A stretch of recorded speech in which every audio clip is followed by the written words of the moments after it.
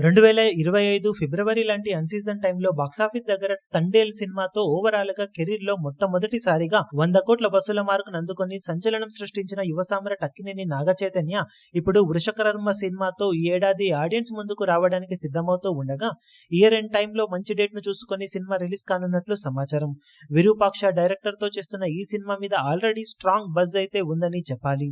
ఇక cinema overall గా budget కూడా అనుకున్న లెక్కలను మించే రేంజ్ లో పెరుగుతూ పోగా ఆల్మోస్ట్ 100 కోట్లకు పైగా బడ్జెట్ తో రూపొందిందని అంటున్నారు. ఇలాంటి సినిమాకు recovery wise non theatrical business solid రేటును సొంతం చేసుకోవాల్సిన అవసరం ఎంతైనా ఉండగా ఇప్పుడు అదే జరిగింది సినిమాకు. నాన్ థియేట్రికల్ బిజినెస్ ఓవరాల్ గా సినిమా బిజినెస్ లో చాలా మొత్తాన్ని రికవరీ చేసిందనే చెప్పాలి. జీ నెట్వర్క్ వాళ్ళు సినిమా నాన్ థియేట్రికల్ బిజినెస్ కింద ఏకంగా 50 కోట్ల రేంజ్ లో రేటును చెల్లించారని తెలుస్తుంది.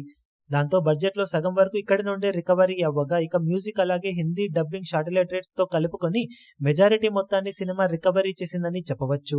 ఇక బాక్సాఫీస్ దగ్గర థియేట్రికల్ రన్ లో తండేల్ కన్నా బెటర్ గా కనుక సినిమా పర్ఫామ్ చేస్తే ఓవరాల్ గా బడ్జెట్ మీద మంచి లాభాలను సొంతం చేసుకునే ఛాన్సెస్ ఉన్నాయి. మొత్తం మీద 100 కోట్ల హీరోగా మారిన నాగ చైతన్య బాక్సాఫీస్ దగ్గర ఇప్పుడు 100 కోట్లకు పైగా బడ్జెట్ తో రూపొందిన విశ్వకర్మ సినిమాతో సాలిడ్ రికవరీని ఇప్పటివరకైతే సొంతం చేసుకున్నాడు. కానీ ఇక బాక్సాఫీస్ దగ్గర ఎలాంటి కలెక్షన్లతో జోరును చూపెడతాడో చూడాలి.